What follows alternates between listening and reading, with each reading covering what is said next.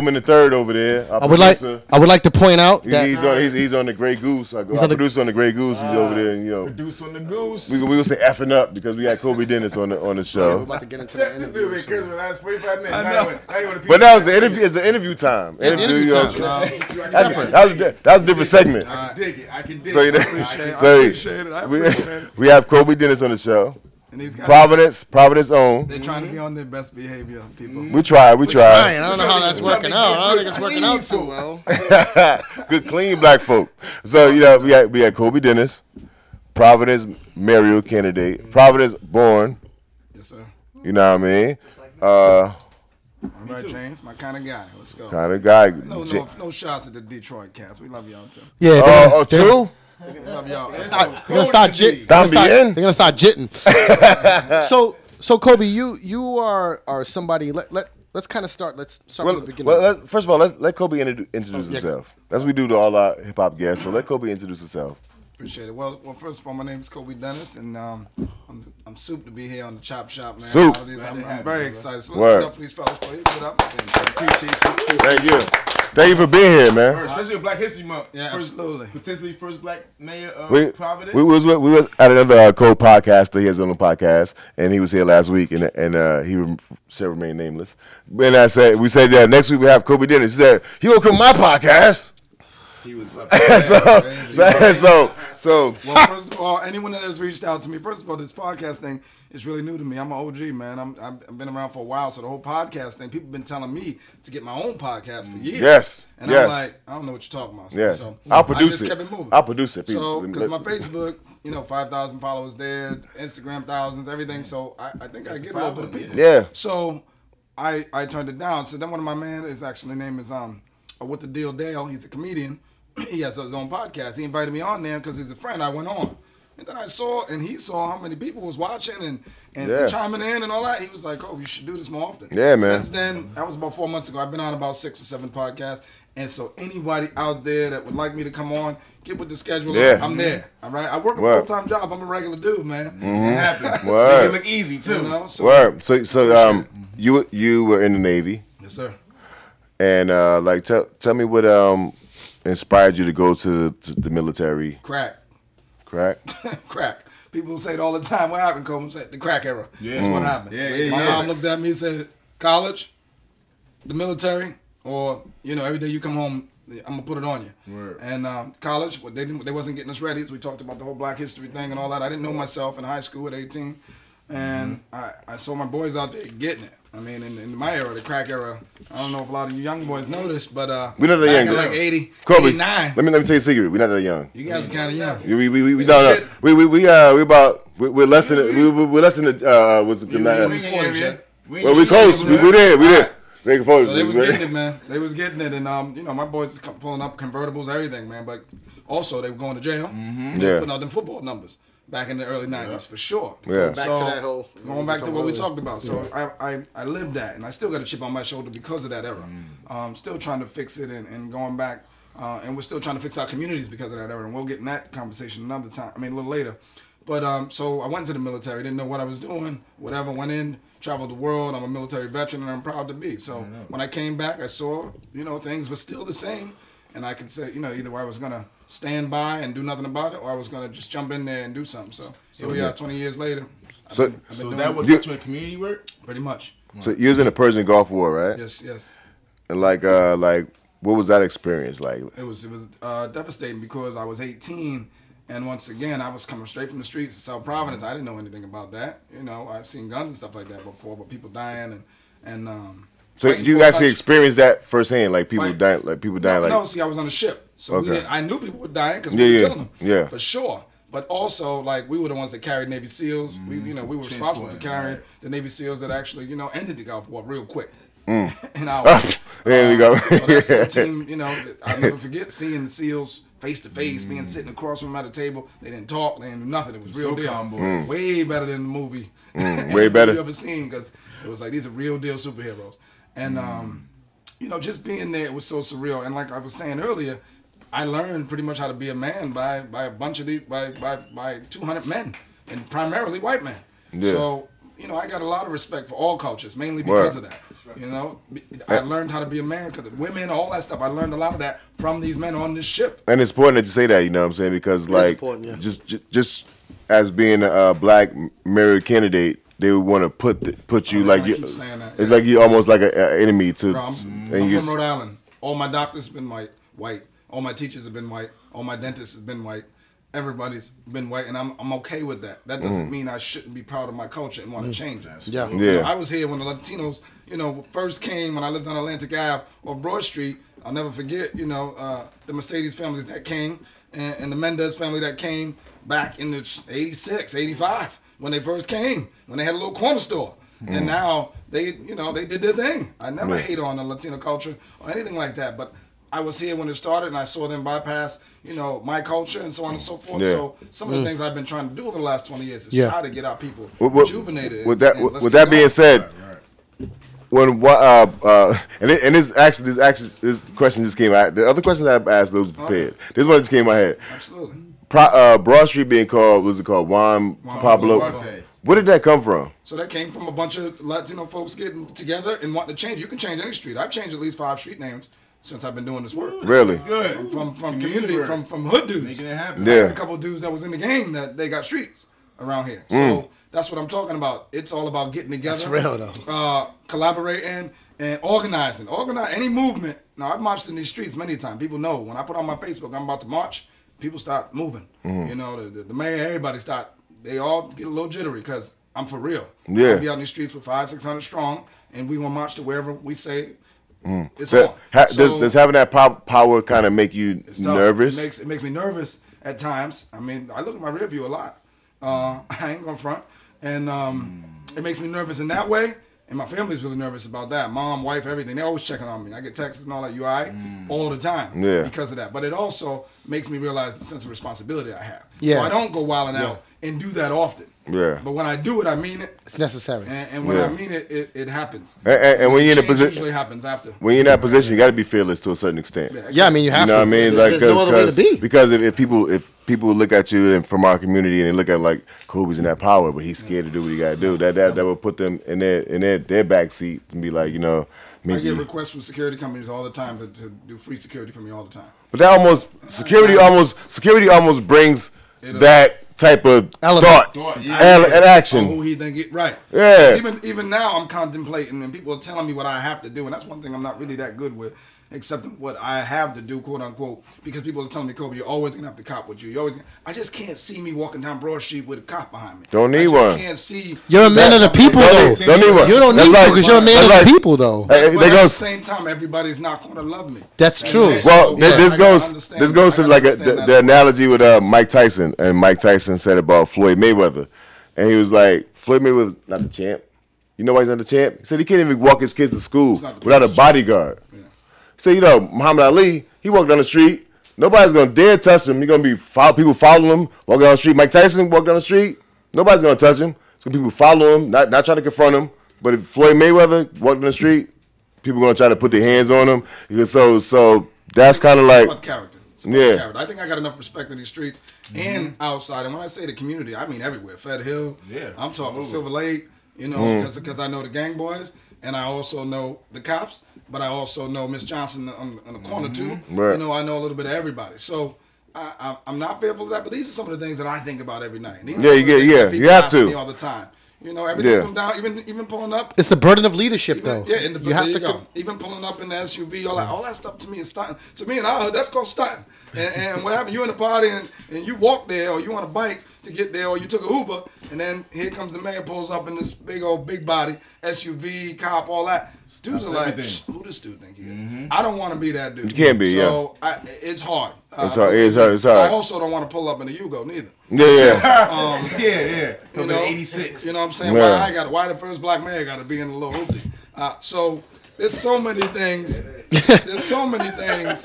That's why I belong with the Chopp Shop. I keep it a buck, man. Yes, we do. Yeah, always welcome. You always come over, man. So a few years ago, you filed a complaint about the jump out boys, what we called them. Can you explain what that is for people that are not from Rhode Island?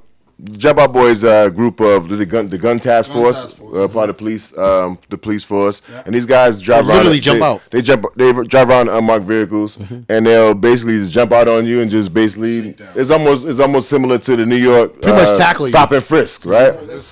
Yeah, basically right. pretty much similar to the stop and frisk. It just doesn't have a name to it, but it called the Jump Out Boys as a slang by Providence locals. Yeah, but they're the gun task force.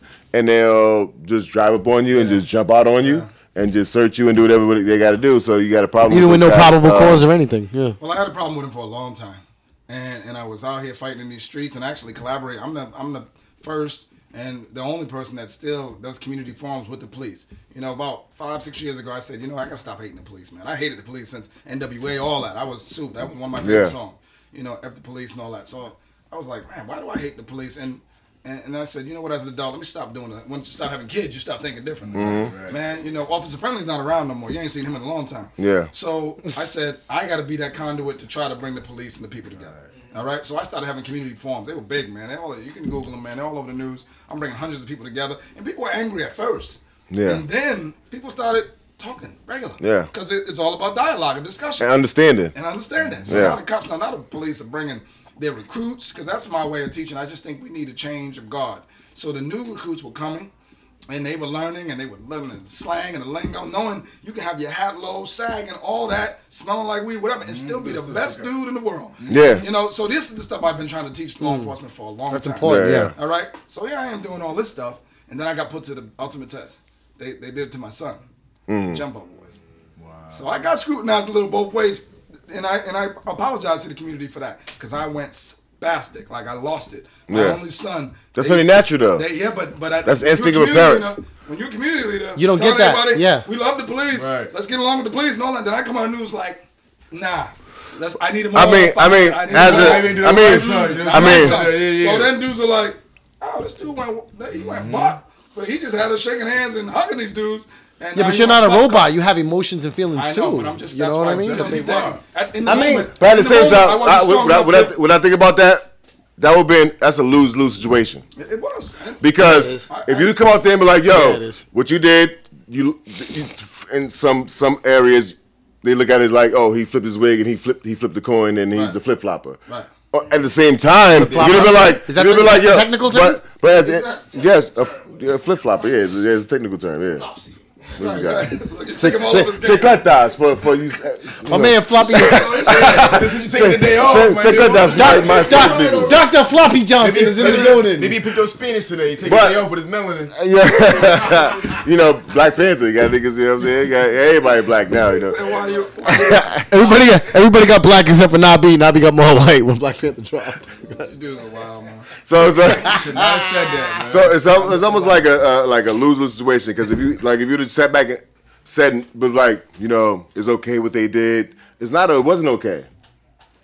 So that's why I say it was a lose-lose situation. It was very, very tough. Because if you'd be like, yo, the cops harassed my son, he didn't do anything, and blah, blah, blah, and it's okay. Yeah. And it's just stuff just happens. That's almost contradictory to what you're really promoting. But it was so hard, man. Even the words spewing out of my mouth, my son, all this, it's like people looking at me like, what about my son? Right. What about, it's almost like the dude that said, I'm on the Chopp Shop, and the other dude was like, he ain't come on my show. This is indicative of how a lot of our people are in the struggle and in our communities, and that's fine. I'm learning how to navigate through that. But also, I'm getting tougher skin. So let me just get to what happened. No, that's all right. I appreciate the dialogue. But what happened? So what happened in the end? And I'm feeling all this now. This is a couple years later. Yeah. It took me to get this, because I've been heated for a while. Like, the news camera was like that. And I was on some losing my mind. Go in, all the good vocabulary, all that went out. You can go look at the news clips. He got Southside real quick. He got Southside Prov real quick. All the vernacular that I've been practicing. Southside Prov came out real quick. So, but that was my son in them, and I just felt his pain, because they literally stripped him of his, of his trying to be a man. He wasn't at the manhood part yet, because he was only like 16, 17 when it happened, but they stripped him of his innocence. And I'm like, nobody's going to do that, man, without me doing that. So what I did for the first time in history, they got suspended, the whole unit. So you got half the city like, yo, Cope's a hero, yo, he got rid of the Jump Out Boys. And then the other half are like, whoa. Who's going? What side is he on? He's according to Cash, he's a flip-flopper. He's holding the city down. Flip-flopper. But these are those same people that were calling me last week saying they messed with my kids, but it was just a chance for them to come at me, and that's fine. Even with this election. You know, that's what they're gonna do. Yeah, you can't make anybody happy. So this is a tough situation, and that's why I'm coming on these podcasts, because I want to talk to the real. I want to talk to the streets. I want to talk to people that are like, I never voted before. I'm a felon. These are the dudes I want to talk to. This is the voting base I'm going for. Absolutely. People think I'm absolutely insane for even, first of all, being on shows like this, where they're dropping the N-word, smoking, drinking, whatever. That's not insanity. This is called reality. These are my people. This is where I'm at. The other people are gonna, everybody's like, hey, you been to the East Side yet? Yeah, I had some events over there, and I'm gonna go over there, and I'm not dissing them people, because I'm also on their side as well, where you can't hide your affluence. You can't hide the fact that you was born with some money. Why people mad at that? Because we're all trying to get there. Right. You know what I mean? So no, that's the truth, though. We want our kids to be in the same way. That's the kind of stuff that I've been challenged with to kind of teach. And I don't know, like I was saying on Facebook the other day, man, you don't choose to be like a community leader, man. It's in you. You can't say you're a community leader. No, you can't. It's something that's in you, and you do it because the burden of leadership is that it's the most thankless job in the universe, and when something goes wrong, it's always your fault. When something goes right, it's attributed to something else. You know what I mean? Yeah. There's always that element of leadership. It's tough, man. But no, it is. It's a tough job. Leadership's a tough job. And I'm working on, just trying to build a relationship, because no one else, since I stopped doing the community forums, there hasn't been one properly in about 2 years. What happens is people say, oh, nothing's been happening. Yeah, because we was doing that for 3 to 4 years, but there's no relationship with the streets right now. No, there isn't. And that the community relationship there is a problem. So let me ask you this question. Yeah, go ahead. So no, it's fine. No, good. I want to ask this question. So, because you actually brought up something that I wanted to talk about, because I'd watched another interview you had done, and they were talking about Rhode Island, and they were talking about how Rhode Island is the only place, or one of the only places that has, more firefighters than police officers. Right. And the stance that it seemed that you took were that we need to increase the police in a sense, right? Like so what I'm saying is that it's a rarity to see somebody who is in connection with the streets and represents the streets, but also is pro increasing the police presence. Yeah, because you get what I'm saying? I get it. And that's something that people will see and be like, well, where does this guy stand? No, that's the best question you asked in like 9 months. Thank you. Let's break this down. I'll be here all night. The police, as far as the physical, as far as being policed, I don't want to increase that. All right, so if we increase the knowledge of the police with people like myself, as far as community policing and all those efforts, then yes, we need more men on standby to be ready for situations that arise, But as far as increase the police push and effort towards, the streets or anything like that, no, that's not what I'm talking about. And by the way, there's not more firefighters than there is police. This guy had said it in an interview. I don't know if that was true. I don't know. He had said that in an interview that you had done. And I wasn't validated, boss. Well, no, I wasn't sure if it was true. That's what I was asking about. But we're low. The police numbers are low, and they'll tell you that, and you can look it up. Police used to pretty much everywhere. But right now, it's about 3-something. That's because of the change of culture. People don't want to be cops no more. Yeah. Right. They have a major police cut. People don't want to be cops no more. I'm not sure about the cut. It was the retirement. So it has to do with leadership. And I'm not saying that, they're not really in favor of the current leader right now, and this is really not shots at him, but they really just don't agree with him. Neither do the firefighters. If you looked at that, the firefighters despise this man right now. Yeah. And we need more firefighters. We haven't had like a fire chief or something for like over 2 years, right? 2 years. Providence hasn't had a fire chief in over 2 years. Absolutely. Yeah. And that's ridiculous. Yeah. See, my research team got something right. All right. Question, right? I got another question. So like moving, like ushering off for that, and come on for that. This guy. Those are some changes you need to make, but at the end of the day, what are some things you think the city needs? What's some things you want to work Focal on points. for the city? As being what are the major improvement points that we need? It's tough. These questions are super tough, and like I said, I want to always be as honest and truthful as possible.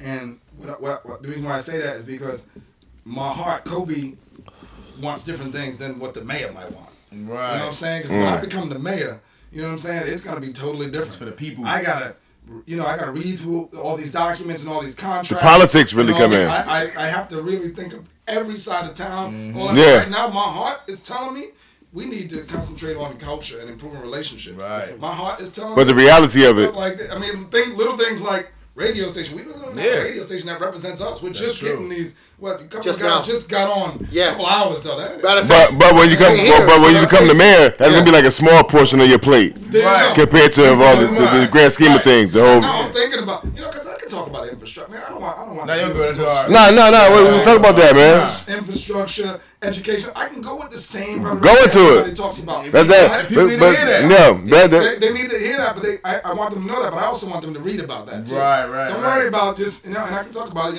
education. Infrastructure, the schools, the city services. You said you wouldn't let your kids. You said that you seem to have a real strong stance on the how bad the public school system is in Providence. You had actually said you would rather quote unquote I would rather panhandle than send my kids. Yo, my girlfriend, she drives from her house before work, drops his daughter off at East Providence Middle School, and then drives to work every day. Why do you have such a strong stance on the school system in Providence? Let me look at the people when I say this.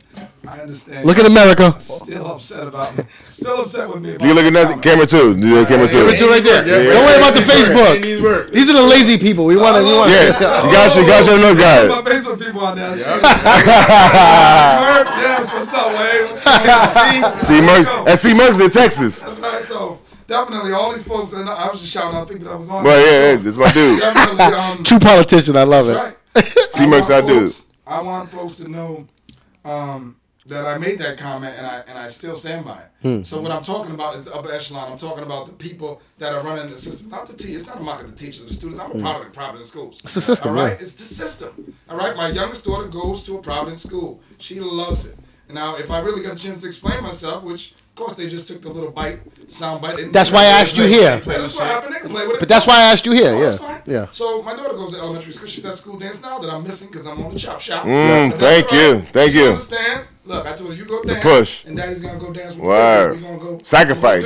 Sacrifice. I felt I needed to ask you that because I'm not gonna criticize the other interviewer that you had, but I felt like it was very I don't know. It was just very like there was a point in the question where it was like, are you gonna play sports against this person? Would he school you? It was he tried like. Speaking of sports, this man was responsible for bringing back the Midnight League. Can you talk about that a little bit? Much props to that. Because that was a big thing. Midnight League. Go back to the other question. Go back. Go back. What do you do? Go ahead. Bring that back, Kobe. It comes back every Yeah. time. And I said that, and the teachers union, folks are mad at me right now because of that. But those are my true feelings. And that's what I give myself. You said it with conviction. That's why I asked about it. And I felt like they cut you off without you being able to and I meant it. Say what you had to say about it. Is in disarray. We need a lot of help. We need to get it back going. And this is not a shout at the teachers. They're doing everything they can. A teacher. I feel like a teacher is a teacher just because they want to be. Not for any other reason. Love of the game. Just for love of the game. Just for their passion. Ever since we started teaching to the test, ever since we stopped being able to talk to the student, and remember homeroom? You talking about how old y'all are? Y'all remember homeroom? Hell yeah, homeroom. Homeroom no more. No. There's advisory or something like that. No. They're not even teaching cursive. They're not even teaching cursive in a lot of schools. In the Connecticut school system, they don't even teach cursive anymore. Listen, man, it's removed. In homeroom, it's removed. It's not native. About myself, my neighbor. If there was a shooting, peoples. They don't stop and talk about the shootings in the hood. That was like the barbershop for the youth. Right, there you go. That was the barbershop for the youth. We got the school to teacher. They got to know about us. They got to know about it's funny. Yo, it's funny you said that. Yo, they don't know none of that. Yo, Kobe, you can take a home room and equate it to a chat room. Homeroom was like a chat room before a chat room. Yeah, it was the barbershop.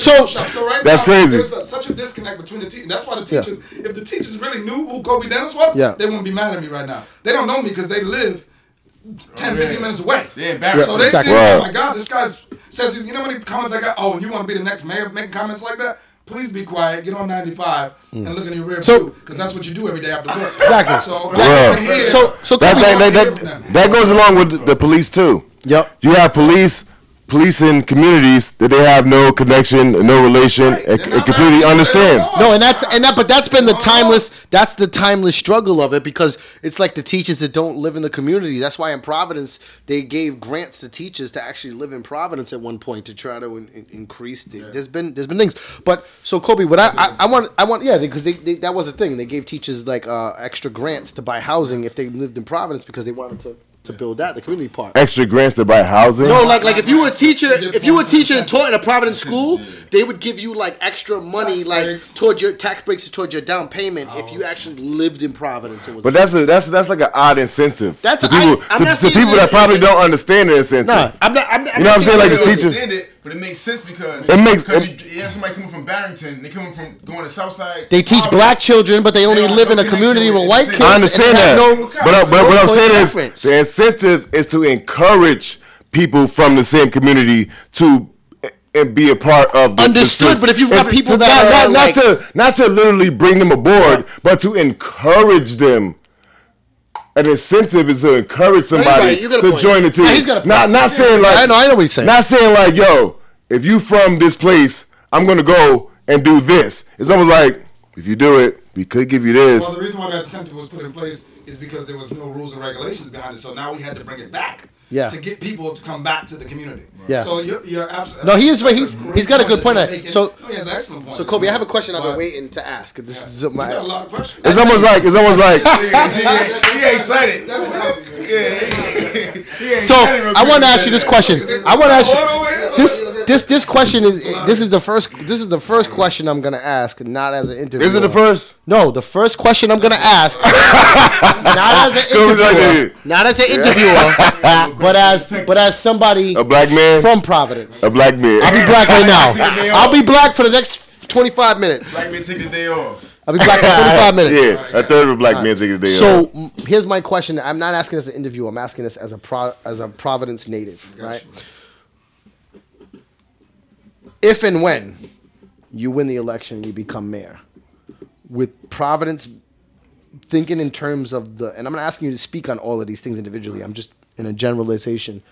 The legacy for people that are watching, because we've got people from other countries that watch other states. Providence, Rhode Island was changed dramatically, financially, good and bad. It's arguable by the legacy of Buddy Cianci, who was the only person and probably the only city in the world where a guy could be multiply convicted by multiple things and still people would have voted for him. And then they did vote for him. He came back. Yeah, and then we also have in New England, one of the first places, besides probably places in Mass, that had the first openly gay mayor, and then we've had an ethnic mayor, but we haven't had a black mayor. What legacy are you inheriting if you become a mayor? Because there's a lot of Providence, Rhode Island in general, but Providence being its capital, has a long history of being regarded as corrupt. And on top of that, it's also had a long history with racism. So what I'm asking is, if you become mayor, what type of legacy are you inheriting? What are you walking into? First of all, I think that. First of all, that's the second best question you asked in 9 months. I don't think. Is it the second one? Yeah, second. I'm not putting that on the top two. You just got here. You just got here. You don't inherit legacies. You have to create your legacy. Okay. So if you're saying he's laying the ground rules right now. He's laying the ground rules right now. Yeah. Absolutely. You know what?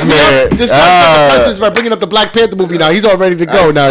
He's in his Martin Luther mode right now. Martin Luther King mode right now. Well, my boy MLK Dennis over here. But seriously. All jokes aside, for sure, I want to create my own legacy. And yes, it's funny you say that. I just got in the mail from my people from Boston. They sent me The Prince of Providence, which is his autobiography of Buddy Cianci. Buddy Cianci. So one of his, he got a couple. He got Politics and Pasta. Yeah. He also got the pasta sauce. Pasta? He has Politics and Pasta. I gotta check that. And he had his own pasta sauce. It was pretty good. It's like his dirty tales of toots and cocaine and that.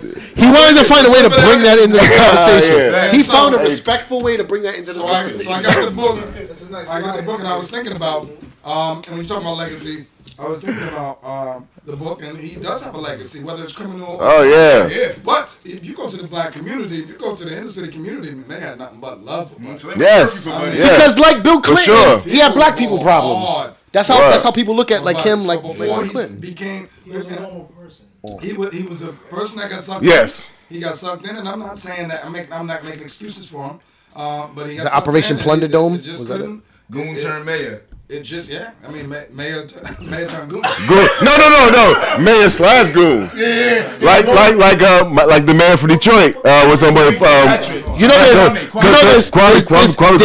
there's a lot of talk. That dude, Kwame Kirkpatrick, was he was the first black man in Detroit. He was like 30. Like 32, 33. Yo, you know what the OGs say? This dude in jail for like 30-something years right now. Yo, you know what the OGs say? All types of wrong. They got an American Greed episode behind this. The guy. I know you're talking about. Yo, you know what the OGs said? The OGs say. I'm not saying it's fact, but I'm just saying the OGs are what? The OGs, the older OGs people, of comedy? the older people of Rhode Island. They say back in the day, before Buddy Cianci used to go to City Hall, he used to make a stop at a pinball shop up on the hill, which was owned by Raymond Petriaca. No, this is known shit. This is this is known stuff. This is known things. He got family members that's in This is true. La Raza. No. La Costa Nostra. It's called La Costa Nostra. This is true. I do have family that, but so he used to stop anyway. The point is that you. So the point is, if and when you do become mayor, you're walking into a seat that already has all of this visualization of corruption on it. And you don't seem like you're at all fucking fazed by it at all. You doing the Obama thing right there.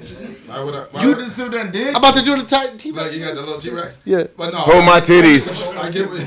Hold up. Wait a minute. Give me my Hold up. So Kobe. I'm trying to hold it. Answer the question. Hold on. Answer the question. I'm sorry. Compound question. But that's all I'm saying is that you're walking. What I'm saying is that, if you excuse my French, but you're walking into a shitstorm, and what I'm saying is never this shitstorm. There's a lot of not now. Providence. I love the city of Providence, man. It's not on the political stuff. I know that there's skeletons in every city, any politics, any job, anything. True. Your job is to go and set your precedents. Try new things, keep it straight, man. I gotta go in there as a black man. I'll be telling you, I gotta do everything 10 times better. Exactly. Yeah, right. Without any hiccups. Because you know why I asked that question? You know why, right? Do you know why I asked that question? Talk to my booking agent. Hold my titties. Somebody hold Kobe's titties. All seriousness. I'm sorry, Kobe. I'm sorry. This show started out, it was all serious. It was all good. Vote for Kobe.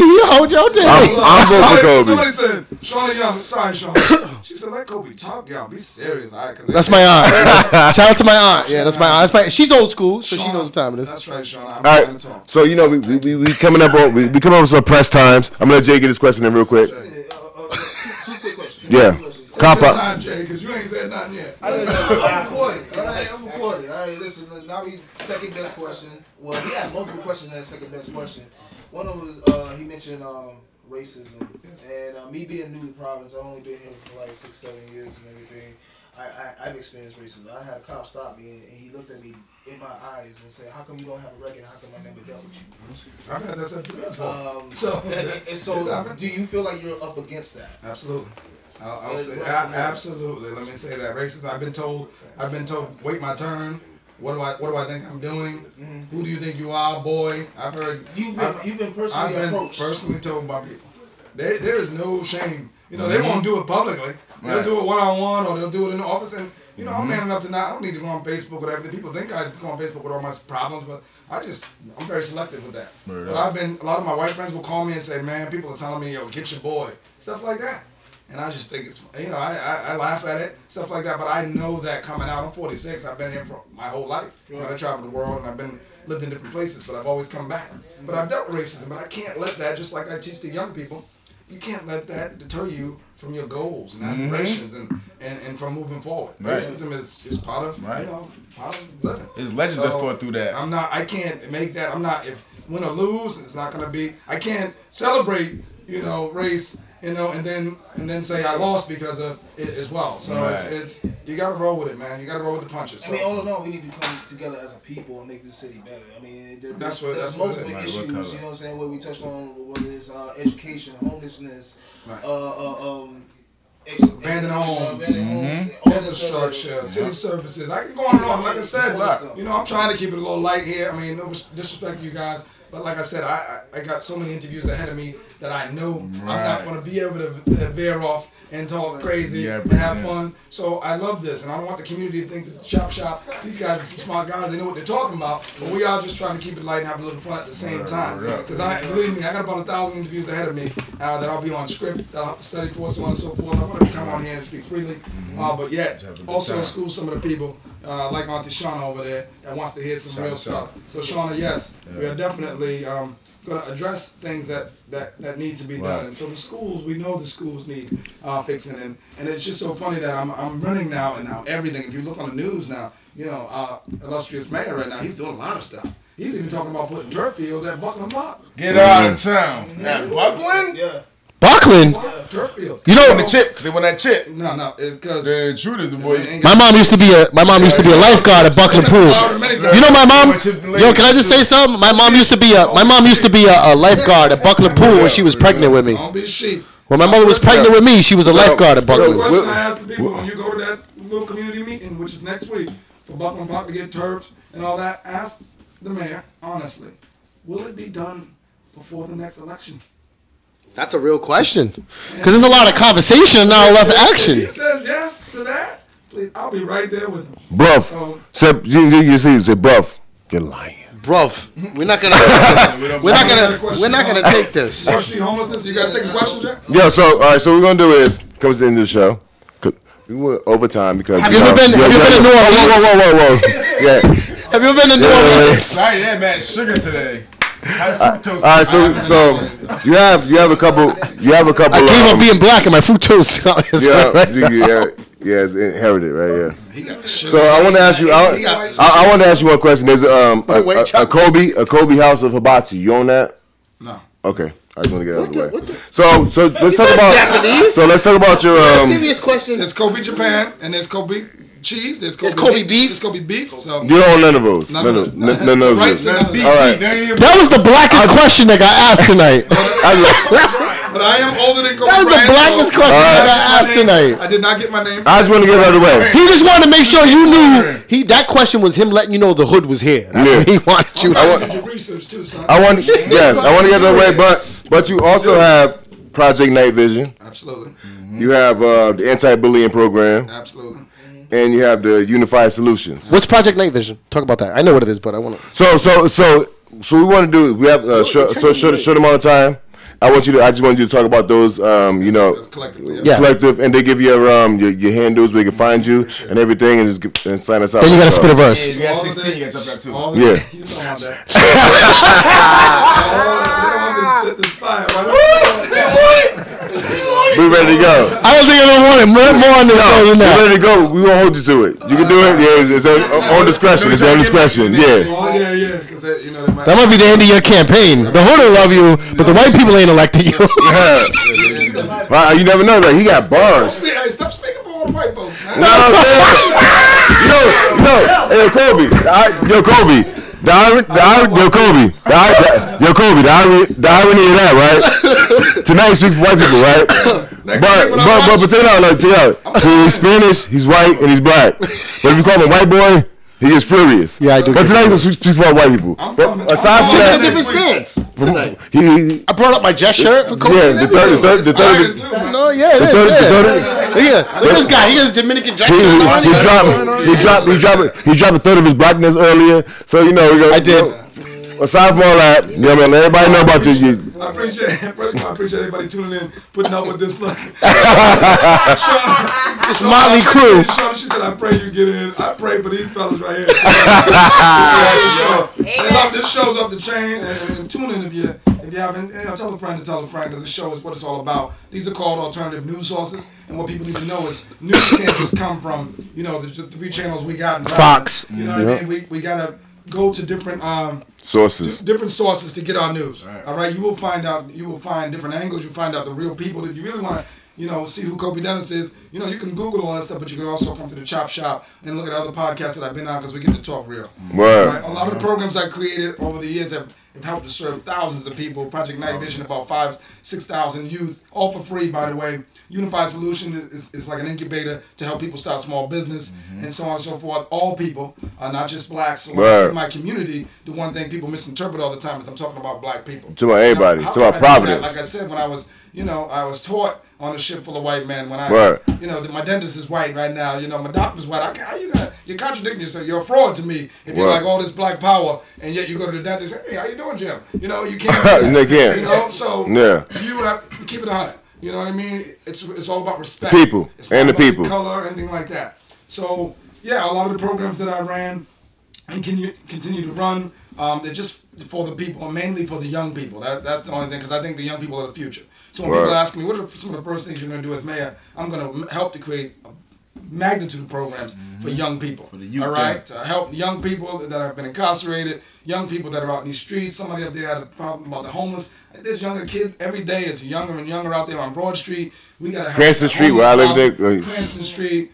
All the different, neighborhoods, there's homeless problems, and we got to deal with that. We got all these abandoned houses. Why can't we put these people in these houses? Why can't we fix them up? That's something that you said that actually was. That's all over the United States. That's an epidemic. No, but that's something that he had said. That's the United States epidemic. Right. No, it is true, but that's something that you said that really resonated. That really resonated because I hadn't physically met you when I was doing the research on you, and that's one thing that you said that I was like, that's the first time I've heard somebody that has a political power, the political power and the ability to actually get to the top.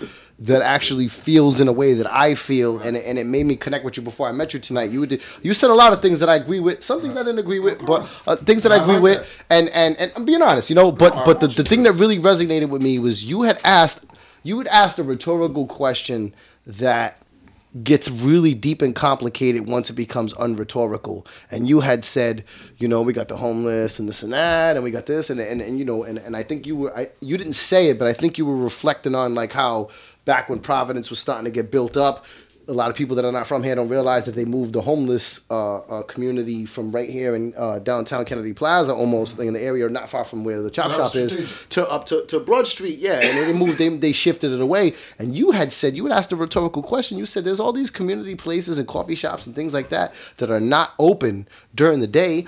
Why can't they be open to have these people have a place to go? Because otherwise, they'll be in the streets and doing different things. You actually asked a question that was like how can we really deal with this, as opposed to I've seen a lot of politicians come and go. You know what I'm saying? To oppose to act like it's not happening. Yeah, they sweep it under the rug. They sweep it under the rug.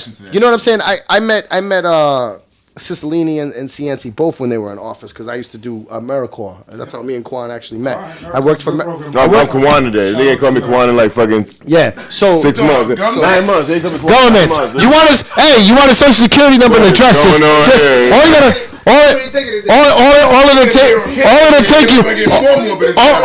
it'll take you is a dinner and a drink, and I'll give you cash and social security number. So what I'm saying is that you took a stance that before I met you, I was like, you know what? Like, even though I agree with certain things, disagree with certain things, I said, you know what? And I said this, and I wanted to say this to you personally. It's not just about anything. Like I said, to be honest with you, even like with the Obama situations like that, because of certain circumstances and everything that, on some real stuff, like I've never voted. Like I never, like not even presidents, nothing else. I've never voted. No, I've never voted. I voted once. No, I've never voted. Like even when the Obama situation came up, I wanted to vote. Talking about stereotype, I would have never guessed that. No, but smart as he is, let me say this. Smart as he is, he's almost like an anti. He's so smart that he knows the truth and what's really going on. Yeah, so he's almost like almost making like an anti. It's the truth. It's the truth of it.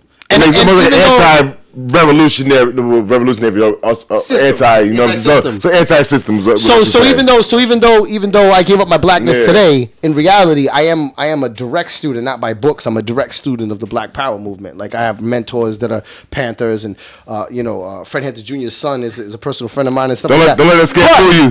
Don't let us get through you. That's the real color right there. Yeah. That's a birthmark. Yeah, the birthmark. Yeah. I got Reeve Vitiligo. I got Reeve Vitiligo like Uncle Ruckus from Boondocks. Let's go. No, you made the point. I'm gonna vote for you for mayor for Providence. I'm gonna vote for the first time. I have never voted in my life in 39 years, but when you go to the polls, and you're gonna get circumcised. I'm gonna get circumcised. I'm gonna get baptized. I'm gonna vote for Kobe. Oh my goodness gracious. So once again, we're trying to close the show. I'm closing out for you.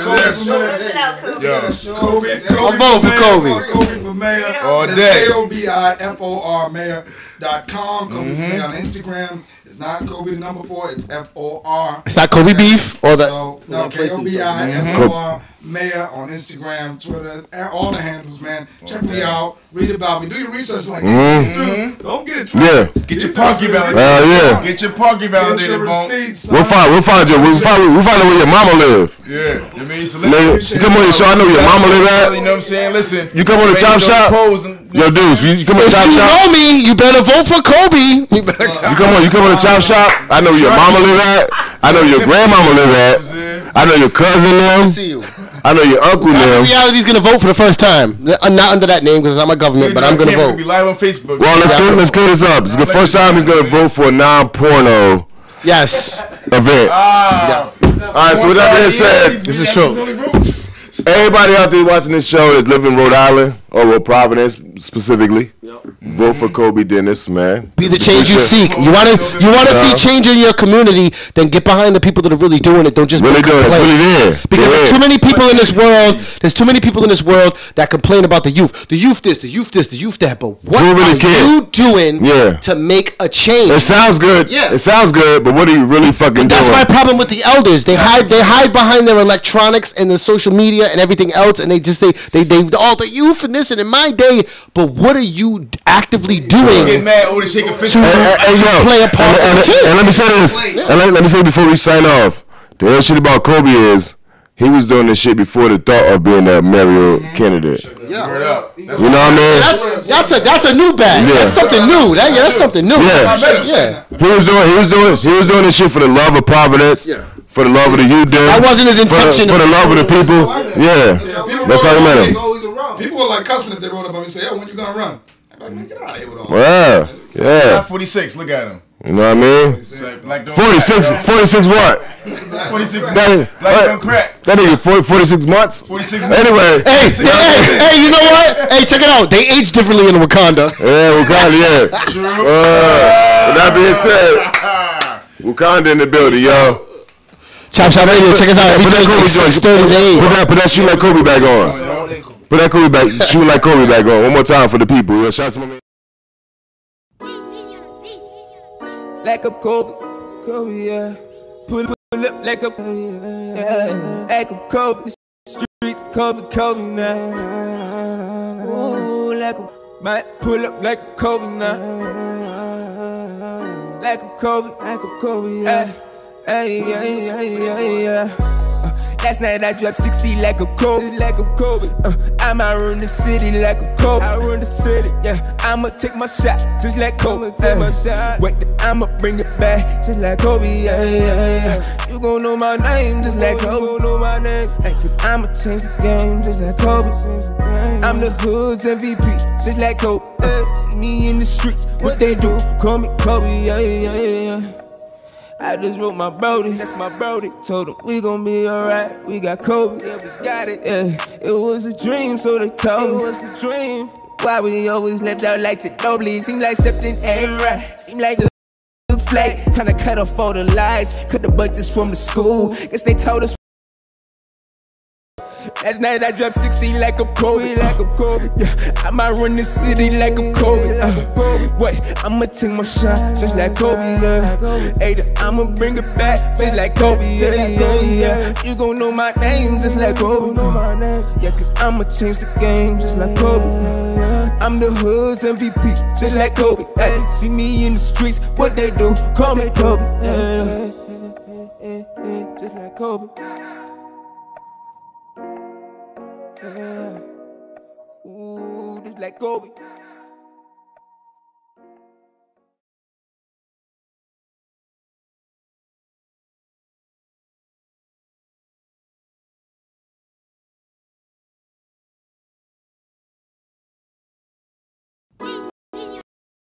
Pull up like I'm Kobe now. Yeah, like I'm Kobe. Yeah. Last night I dropped 60 like a Kobe. I might run the city like a Kobe. Yeah, I'ma take my shot just like Kobe. Wait, I'ma bring it back just like Kobe. Yeah. You gon' know my name.